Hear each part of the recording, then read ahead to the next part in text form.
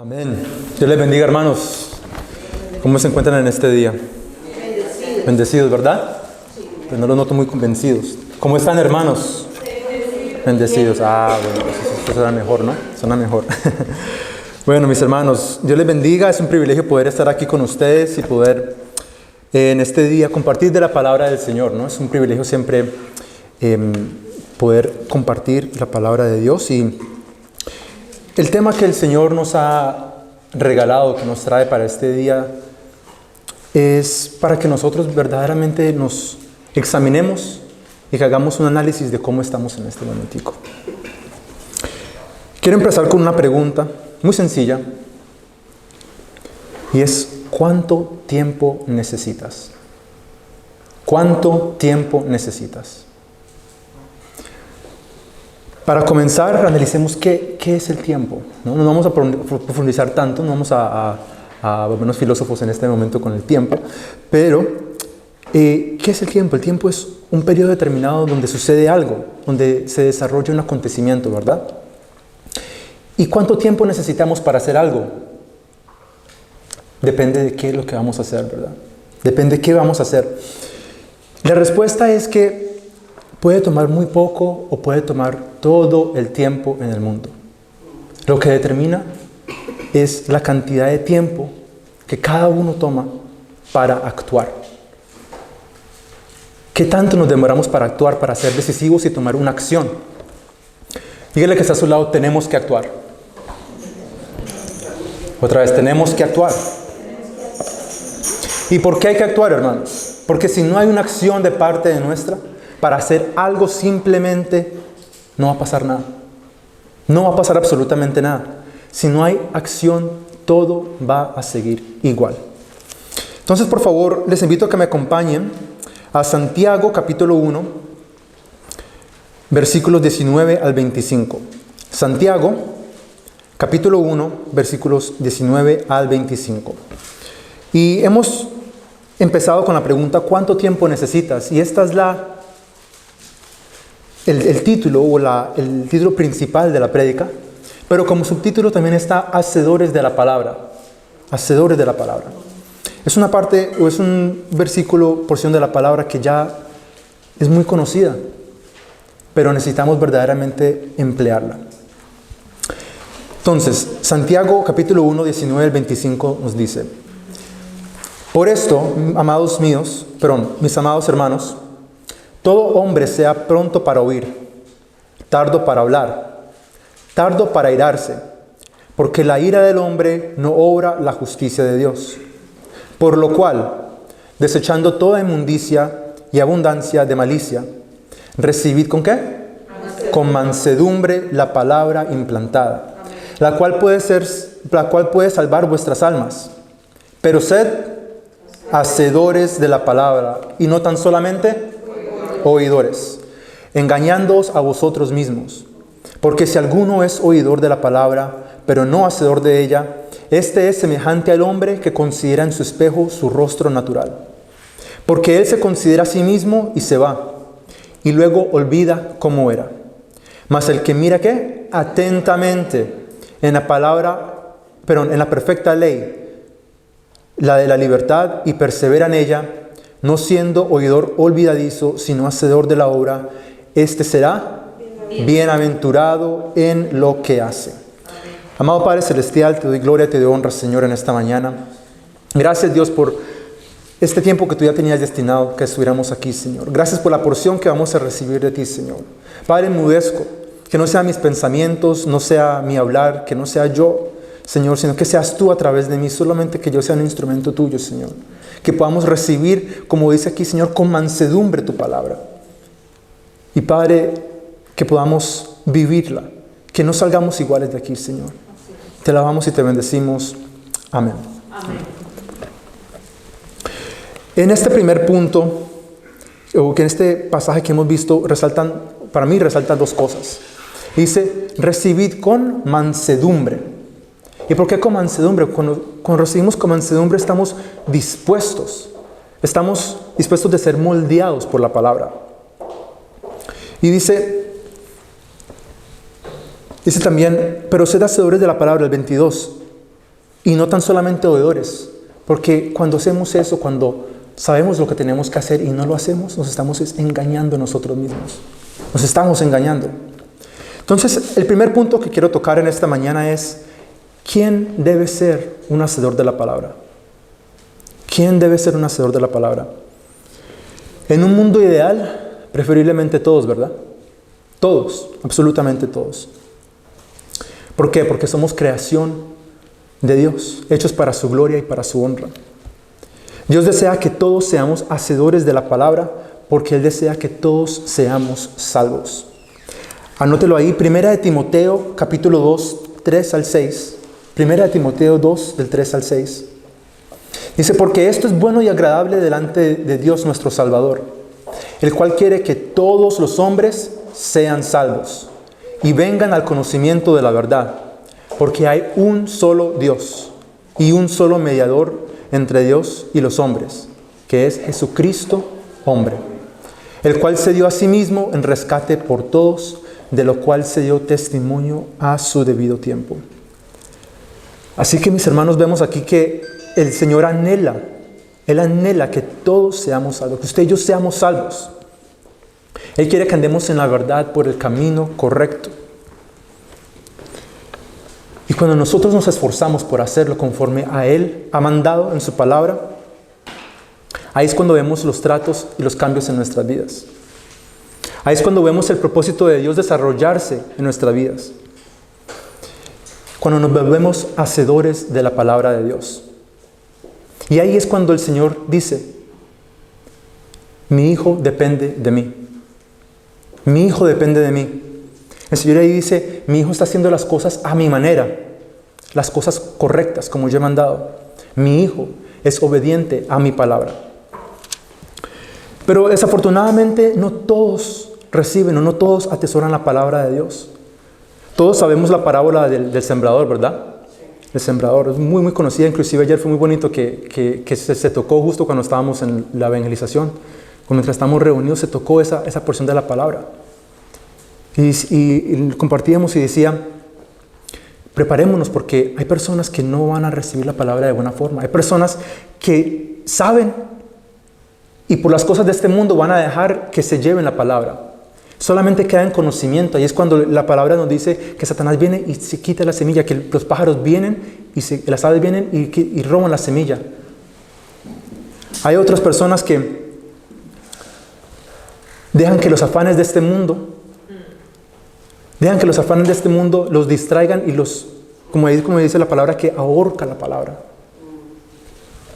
Y todos deseamos estar en la tierra fértil, ¿verdad? Todos deseamos estar en la tierra que florece abundantemente. Pero solo si hacemos un análisis y somos honestos con nosotros mismos, podemos darnos cuenta en cuál camino estamos. Si hacemos ese análisis, podemos darnos cuenta.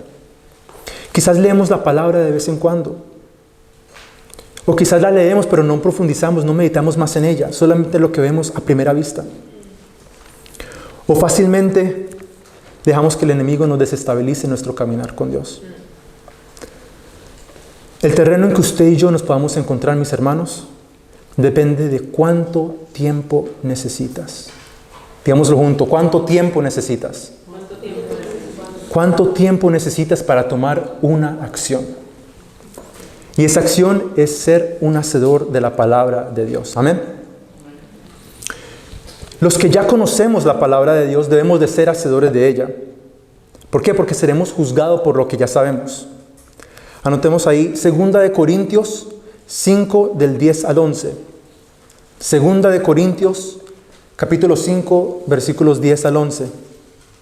Dice: porque es necesario que todos nosotros comparezcamos ante el tribunal de Cristo, para que cada uno reciba según lo que haya hecho mientras estaba en el cuerpo, sea bueno o sea malo.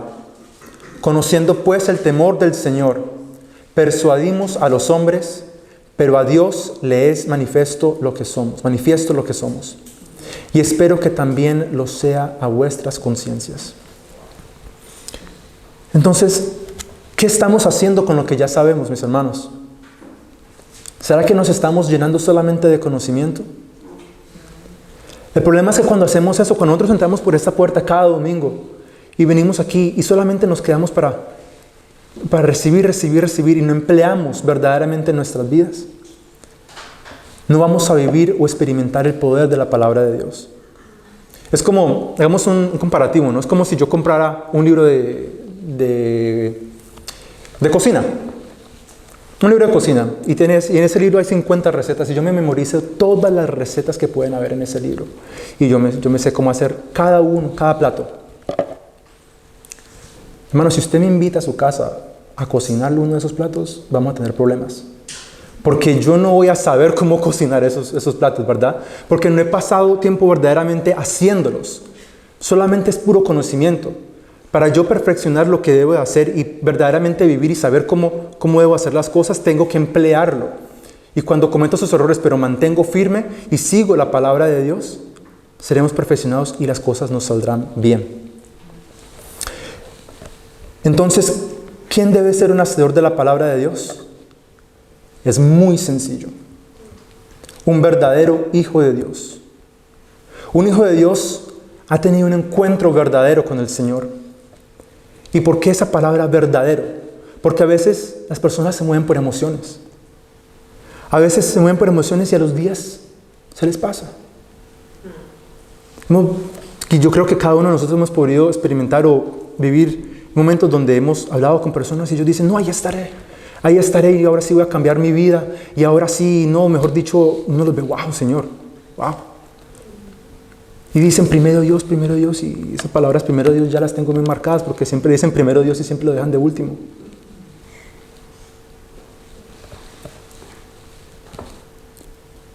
Y debemos de ser no solamente creyentes, porque un creyente cree en Dios, sí, y sabe acerca de Dios.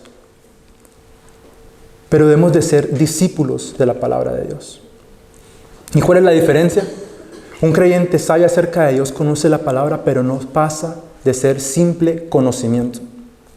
Un discípulo es alguien que aplica la palabra de Dios en su vida. Hace lo que la palabra de Dios demanda que haga un hijo de Dios. Y al hacer eso tiene una relación viva. Diga conmigo, relación viva. Y continua con Dios. Un discípulo es un discípulo es un verdadero hijo de Dios. Y un hijo de Dios son los que deben hacer la palabra de Dios. Así que ¿cuántos son hijos de Dios en este lugar? Amén. Amén. Un hijo de Dios cuando ha tenido un encuentro personal con el Señor no cuestiona los caminos de Dios. No los cuestiona. No negocia lo que Dios demanda de ellos en la palabra. Un verdadero hijo de Dios no se cansa de hacer la obra de Dios. Y no acomoda a Dios para que encaje en la forma que yo quiero vivir. Un hijo de Dios no hace eso. Entonces, ¿cuándo debo de ser un hacedor de la palabra? ¿Cuándo? La respuesta es muy simple también. En cada instante y en todo tiempo. En cada instante y en todo tiempo.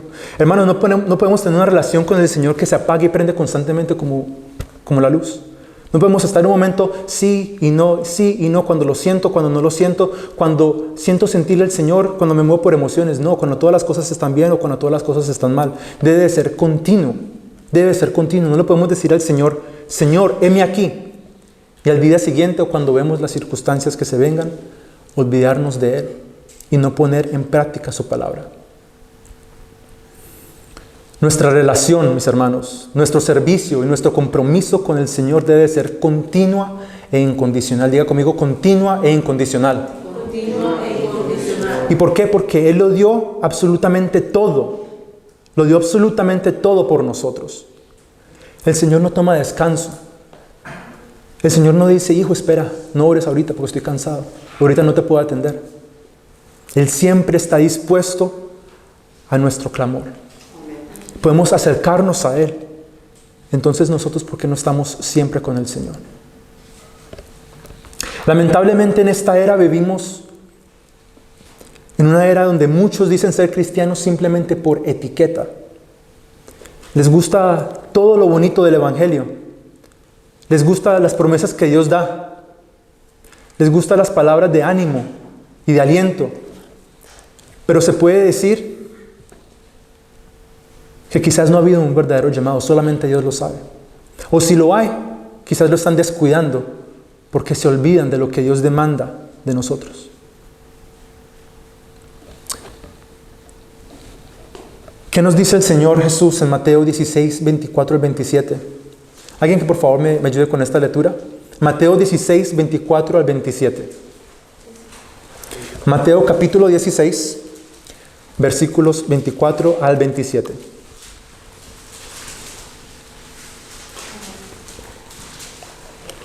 Amén. Gracias, Kere. Del 24 al 27. Correcto. 24 al 27, sí. Dice, entonces Jesús dijo a sus discípulos, si alguno quiere venir en pos de mí, niéguese a sí mismo y tome su cruz y sígame. Porque todo el que quiera salvar su vida la perderá, y todo el que pierda su vida por causa de mí la hallará. Porque ¿qué aprovechará al hombre si ganare todo el mundo y perdiere su alma? ¿O qué recompensa dará el hombre por su alma? Porque el Hijo del Hombre vendrá en la gloria de su Padre con sus ángeles, y entonces pagará cada uno conforme a sus obras. Gracias, Kere. Tome su cruz y sígame. Tome su cruz y sígame.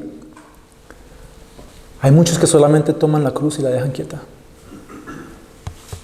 Hay muchos que ni la toman, solamente la dejan de adorno. El tomar nuestra cruz es hacer lo que nos corresponde como cristianos y seguir los caminos y ejemplo que nos dejó Jesús, sin importar el costo, sin importar la apariencia ante el mundo. Pero lamentablemente vemos personas que buscan de a Dios a su manera. Mezclan las cosas de Dios con las cosas del mundo. No definen su identidad en Cristo. Lamentablemente vemos, inclusive me viene a memoria últimamente, he visto muchos de personas que yo con las cuales compartí hace muchos años en mi caminar con el Señor. Jóvenes que íbamos a grupos, a no sé, eventos, reuniones de jóvenes, y hoy en día andan con amistades que salen, no sé, en sus historias tomando, salen de fiesta, en conciertos, en discotecas, yendo a cosas que no les convienen, mezclando las cosas del mundo, y ponen esas cosas y también al otro día ponen, no, Dios es todo, o ponen versículos de la Biblia y después se ven en la iglesia. ¿Qué es eso? ¿Qué es eso? Debemos de tener una identidad firme, una identidad clara. Así es. ¿Cuánto tiempo se necesita para tomar las cosas de Dios en serio? ¿Cuánto tiempo necesitamos para actuar y ser un cristiano verdadero? Digamos todos juntos otra vez, ¿cuánto tiempo necesitas? ¿Cuánto tiempo necesitas?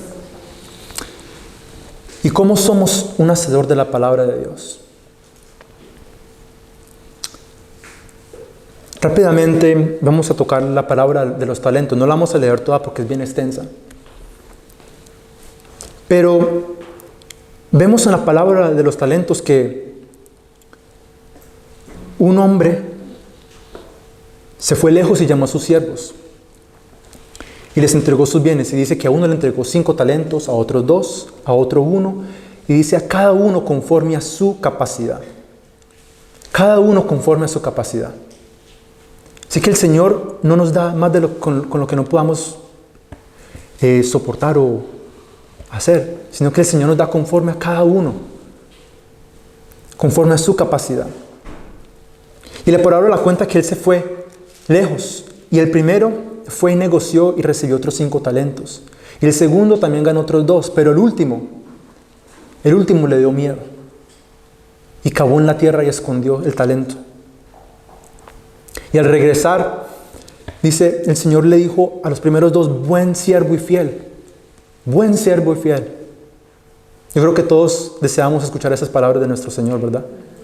Buen siervo y fiel. Sobre poco has sido fiel, sobre mucho te pondré. Entra en el gozo de tu Señor.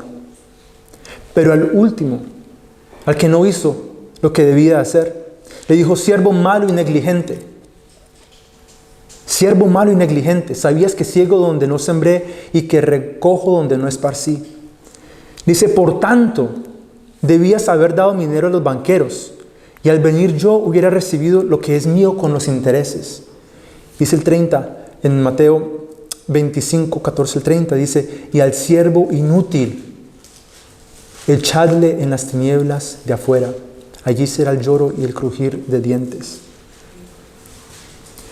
En Mateo 25, en la parábola de los talentos, el versículo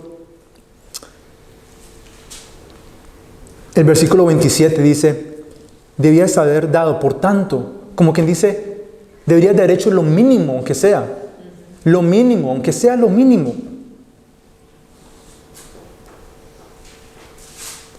Y después dice, al siervo inútil, echadle. Hermanos, debemos de no poner tanta excusa, de no poner tanto obstáculo al servirle al Señor. Cada uno sabemos el llamado que tenemos al Señor, y si no, pidámoselo al Señor, Él nos lo revela. Pero debemos de hacer lo que el Señor ya ha dejado. Dice aquí, por tanto, o sea, aunque sea lo mínimo, haz algo. Haz algo, no solamente te quedes ahí, haz algo. La vida cristiana es para ser vivida. La vida cristiana es una vida para ser vivida. Y todo lo que se enseña es para ponerlo en práctica. Dios nos ha dado la palabra simplemente para llenarnos de información, sino para ser iluminados por ella. Amén. Y para poder vivir la verdad. Amén. De esta misma manera, Santiago nos dice que no es suficiente que oigamos la palabra de Dios, sino que el Señor demanda algo más. Que seamos hacedores de su palabra. Jesús mismo lo dijo y lo enseñó una y otra vez. No solamente la manera correcta de vivir la vida cristiana, sino la marca que distingue a uno que ama la verdad y no solamente de palabras.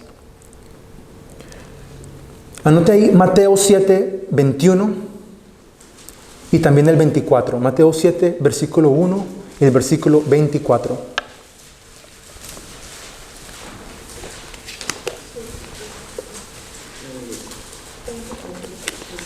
Mateo 7, 21 y el 24. El 21 nos dice, no todo el que me dice, Señor, Señor, entrará en el reino de los cielos, sino el que hace ¿qué?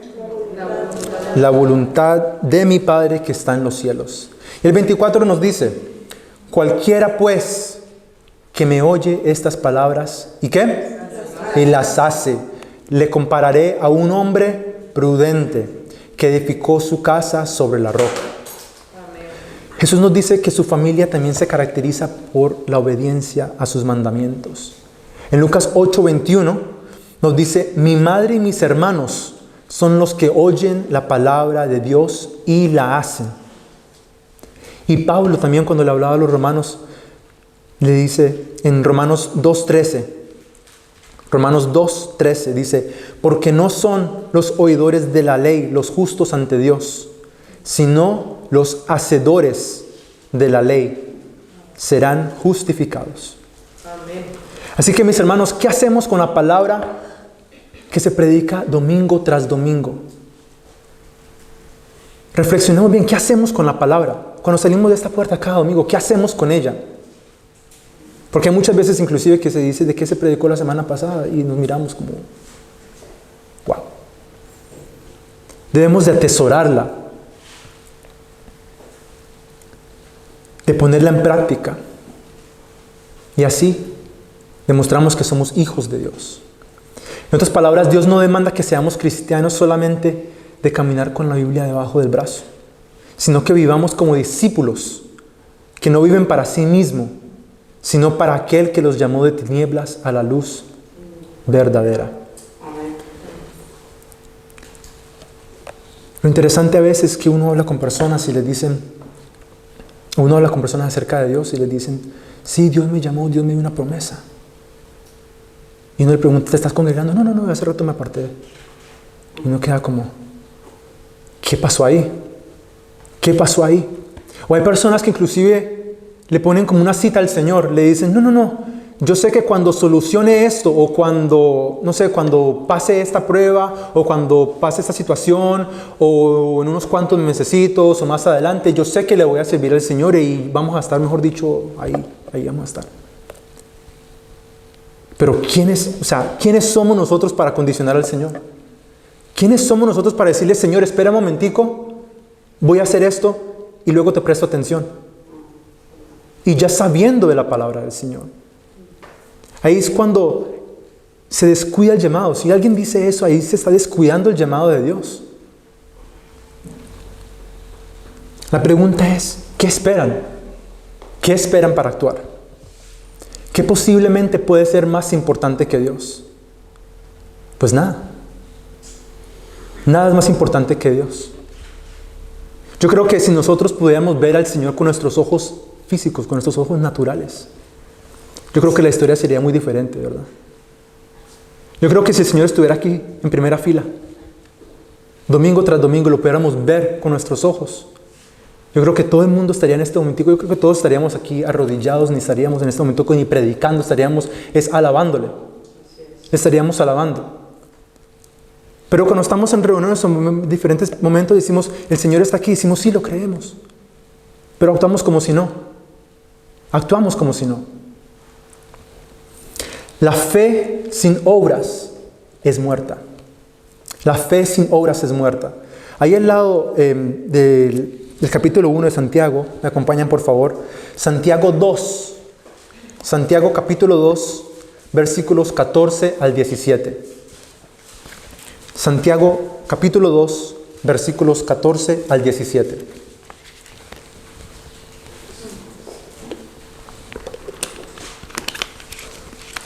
La lees, Vladimir, por favor.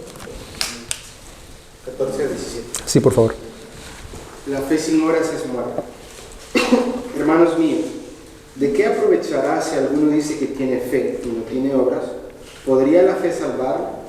Y si un hermano o una hermana están desnudos y tienen necesidad del mantenimiento de cada día, y alguno de vosotros le dice, id en paz, calentados y saciados, pero no le dais las cosas que son necesarias para el cuerpo, ¿de qué aprovecha? Así también la fe, si no tiene obras, es muerta en sí misma. Amén. Dice, la fe sin obras es muerta. Nosotros sabemos que en Efesios nos dice que por gracia sois salvos por medio de la fe, y esto no de vosotros, pues es don de Dios, no por obras para que nadie se gloríe. O sea, no por obras solamente vamos a ser salvos. Lo que pasa es que cuando nosotros vivimos nuestra fe, cuando verdaderamente la vivimos, las obras vienen por sí. Es una respuesta natural, un deseo de servirle al Señor. La diferencia es que unos solamente lo hacen por religiosidad, por hacer simplemente actividades. Y otros lo hacen porque viven entendidos en la palabra y saben para qué, perdón, por qué y para quién lo hacen. Y sale de una forma genuina. ¿Cómo somos, hacedores de la palabra? Orando. Orando sin cesar, como nos dice la palabra del Señor. Evangelizando, cumpliendo la gran comisión. Uno desearía ver a toda la iglesia y todos los hermanos en cada reunión. Obvio, hay momentos donde no se puede. Pero ese deseo de estar ahí, haciendo la voluntad del Señor y cumpliendo la gran comisión como hermanos, como cuerpo de Cristo. Poniendo a Dios primero en nuestras vidas. Sirviendo en la iglesia para la edificación de su pueblo. Hay mucho, como decimos, se dice la pastora mucho, la mesa está servida. La mesa está servida. Es de nosotros de tomar la acción y ir y tomar las cosas. De ir y deleitarnos en la mesa del Señor. Hay mucho para hacer en la obra del Señor. Hay mucho. No solamente servir aquí, está en la escuela de liderazgo. O cuántos se han, por ejemplo, acercado a los pastores y le han dicho, pastor, ¿cuál es la visión de la iglesia? ¿En qué puedo servir? ¿Hacia dónde vamos? Porque todos necesitamos ir en un mismo camino. Todos necesitamos ir en un mismo camino. Somos hacedores de la palabra, cuidando los dones y talentos que Dios nos ha dado a cada uno. Viviendo la palabra de Dios y no dejar que las semillas se la lleven. Y vivir un evangelio íntegro, según la palabra, y no como nosotros pensamos o queramos vivirla. No podemos pensar que es como un buffet espiritual donde yo cojo aquí lo que me conviene, cuando me conviene y porque me conviene.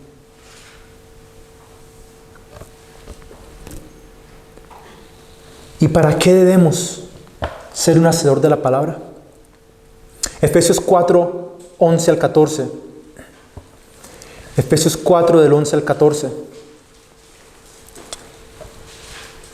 Dice, y Él mismo constituyó a unos apóstoles, a otros profetas, a otros evangelistas, a otros pastores y maestros, a fin de perfeccionar a los santos para la obra del ministerio, para la edificación del cuerpo de Cristo, hasta que todos lleguemos a la unidad y la fe y del conocimiento del Hijo de Dios, a un varón perfecto, a la medida de la estatura de la plenitud de Cristo.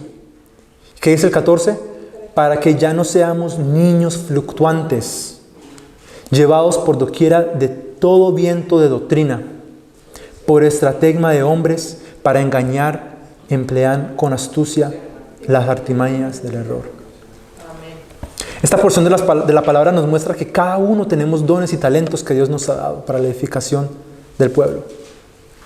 No son dones y talentos para nosotros, mis hermanos. Ya están predestinados para darle la gloria y la honra a Dios. Pero en cada uno de nosotros, está el cuidar y desarrollarlos. No ser como ese siervo, el último, que le dio temor, que no actuó. Y fue y cavó en la tierra, lo escondió. Y cuando el Señor regresa, le dice, siervo inútil, siervo malo y negligente. ¿Cómo podemos llamarnos cristianos si no atendemos el llamado de Dios? Una cosa es tener conocimiento de Dios y saber qué es lo que Dios demanda de nosotros. Otra cosa es cumplir, vivir y dejar que Dios haga en nosotros su obra. Cuando hacemos esto, las obras se manifiestan como un resultado de nuestra fe, el cual es un resultado de nuestro encuentro verdadero con Dios. Para ir cerrando,